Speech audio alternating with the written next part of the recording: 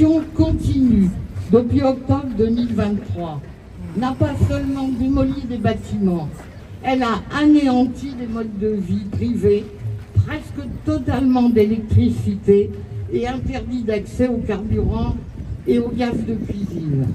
Les habitants se retrouvent assiégés non seulement par les bombes, mais aussi par l'obscurité et la faim.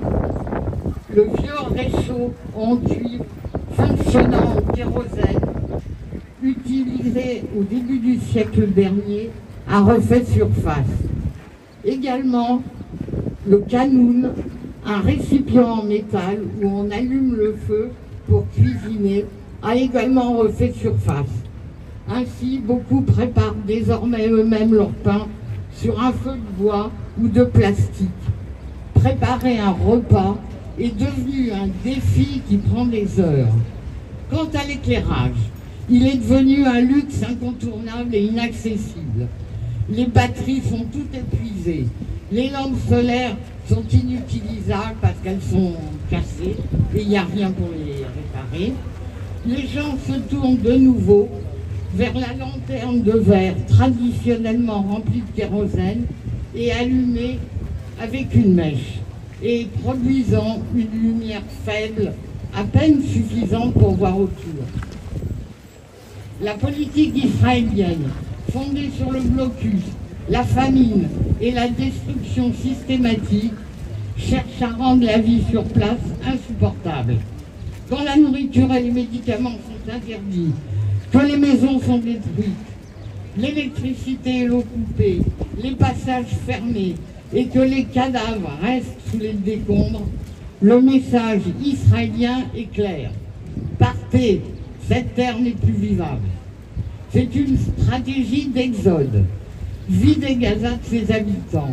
Un déplacement forcé à grande échelle destiné à régler la question palestinienne à la racine. Ainsi, la guerre ne se joue pas seulement dans le ciel, mais dans chaque foyer, dans chaque marmite posée sur un feu.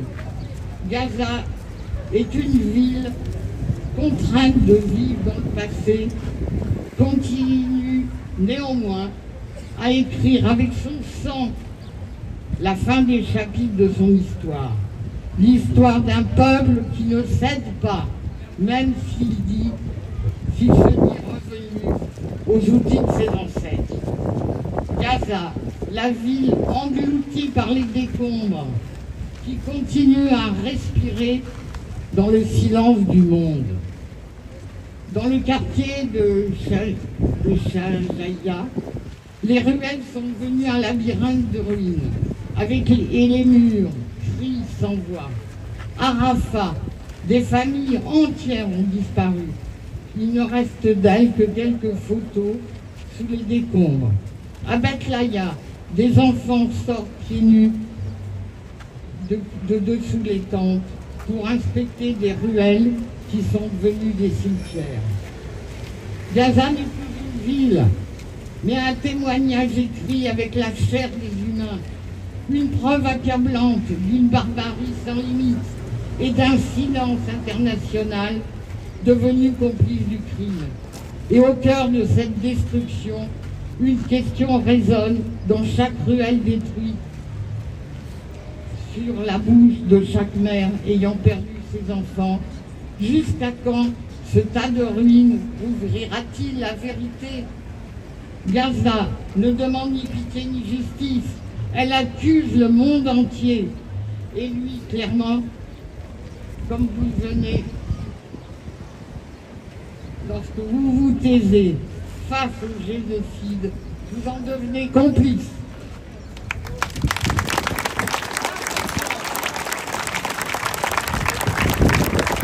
Merci Nicole d'avoir évoqué le témoignage de Abou Amir que nous saluons à travers les mers et les espaces. Salut à toi Abou Amir et courage au peuple palestinien. Et en tout cas, n'arrêtez pas de parler de Gaza comme si votre vie en dépendait, car leur vie en dépend. Voilà ce que nous disent les Gazaouis à cet instant. Empruntons ces mots dans une déclaration et une tribune de Anne Tuaillon de l'association France-Palestine Solidarité, qui écrit et qui lance ce cri, car après avoir rétabli un blocus total le 2 mars et rompu le cessez-le-feu le 19, après avoir annoncé le partage de la bande de Gaza en 5 zones, encadrées par des zones militaires, Israël a annoncé le 5 mai un plan de conquête de la bande de Gaza et rappelé des dizaines de milliers de réservistes. Avec pour objectif, nous dit-on, le départ volontaire des Gazaouis. En clair, un nettoyage ethnique, ajouterais-je une déportation, une aggravation du génocide en cours et une occupation complète et prolongée de la bande de Gaza. Pour le ministre des Armées, le génocidaire Israël Katz, les Gazaouis n'ont d'autre choix que de partir ou de mourir.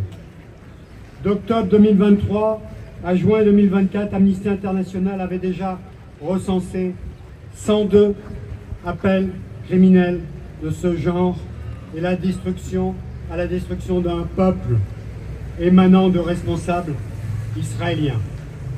Les Palestiniens savent, depuis l'exode forcé de 1948, que partir, c'est ne jamais pouvoir revenir dans leur patrie. C'est le cas de 70% des Gazaouis réfugiés dans les camps depuis la Nakba. Ce nouveau plan israélien est celui qui se dessinait dès le 8 octobre. Il piétine le droit international, le droit humanitaire, les conventions de Genève et la Convention contre le génocide. Le 5 mai, l'Union européenne se dit préoccupée. Berlin rejette ce plan. Paris finit par réagir, mais aucun État européen n'annonce de mesures diplomatiques, rappel d'ambassadeurs, ni de mesures économiques. Interdiction du commerce des produits venant des colonies, interdiction et suspension bien entendu de l'accord d'association entre l'Union européenne et Israël. Rien de tout cela n'est annoncé. Alors, la seule réponse de la France, sous la forme d'une reconnaissance très tardive et conditionnelle de l'État de Palestine, est en décalage total, est en décalage complet avec l'urgence absolue aujourd'hui qui est de protéger le peuple palestinien, qui est en grand péril, et d'ailleurs qui est au péril de sa vie et la vie de ses enfants. Bien que le bilan soit déjà terrible et aurait dû leur suffire depuis longtemps pour agir et sanctionner, une bonne partie du monde politique, médiatique, pseudo-intellectuel, refuse encore de nommer le crime, refuse d'utiliser le terme de génocide et même refuse d'utiliser génocide plausible, comme a conclu la Cour internationale de justice dès janvier 2024, il y a plus de 16 mois. D'autres sont dans l'indifférence complice, dans la cécité volontaire, le soutien ouvert et assumé au génocide. Bien que les grandes ONG de terrain, les agences de l'ONU rapportent, alertent le monde entier sur le génocide largement aggravé et avéré, aucune sanction n'est évoquée ou envisagée. 19 mois après le 7 octobre, les tirs, les bombardements israéliens ont tué au moins plus de 53 000 personnes dans la bande de Gaza, dont plus de 17 000 enfants. Des dizaines de milliers de malades chroniques sont morts faute de soins, des milliers de victimes encore sous les décombres. Au total, 200 000 morts selon les experts médicaux. À l'échelle de la population française, ce serait 1,8 million de tués, dont plus de 578 000 enfants si le bilan était en France. effroyable, monstrueux. Combien encore faut-il de dizaines et de centaines de milliers de personnes tuées? Combien faut-il pour agir et prendre des sanctions? Combien faut-il de morts, d'amputés? 300 000? 100 000 enfants? Combien? Combien faut-il encore de quartiers, d'hôpitaux, de tentes, de distribution alimentaire bombardées, de centaines de soignants humanitaires tués et de journalistes assassinés? Combien encore? En Cisjordanie occupée, rappelons-le, dont Jérusalem-Est, le nettoyage ethnique aussi se poursuit et 40 000 personnes sont d'ores et déjà déplacées. Joseph Borrell, ancien représentant de l'Union européenne pour les affaires étrangères, plaide le 29 avril pour le retour urgent du droit international. Alors, chers amis, voici ce désastre qui est aujourd'hui sur tous nos écrans de télévision, pour peu qu'on veuille bien regarder nos écrans, non pas de télévision mais Internet.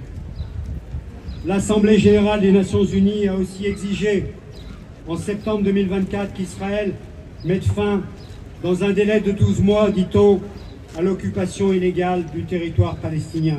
Voici une nouvelle résolution dont on peut penser qu'elle restera malheureusement lettre morte si aucune sanction n'est prise. Puisque, à chaque instant, Israël fait exactement le contraire. Alors, à quelques jours de la commémoration de la Nakba, renforçons, soyons aux côtés, toujours et toujours encore, aux côtés du peuple palestinien. L'heure n'est donc plus ni aux paroles, ni aux déclarations d'intention, mais définitivement aux actes, aux sanctions contre un État génocidaire, à qui le monde doit imposer le droit face à la faillite totale dont il se rend coupable jusqu'à maintenant.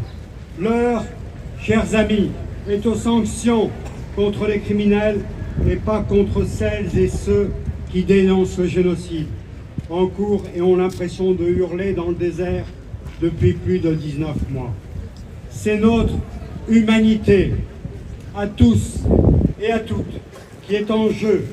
Soit le monde réagit, soit nous sombrons dans la barbarie. Alors, chers amis, encore et encore, Free Palestine, Free Palestine. Free Palestine, Free Palestine, Free Palestine, Free Palestine, Free Palestine, Free Palestine, Free Palestine. Et parce que l'heure est au combat, nous devons développer la campagne boycott des investissements sanctions. Et je veux laisser à cet instant la parole à nos amis du boycott des investissements sanctions, BDS.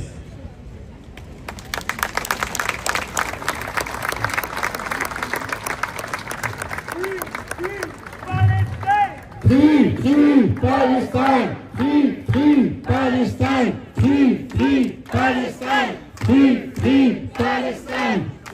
Free Palestine!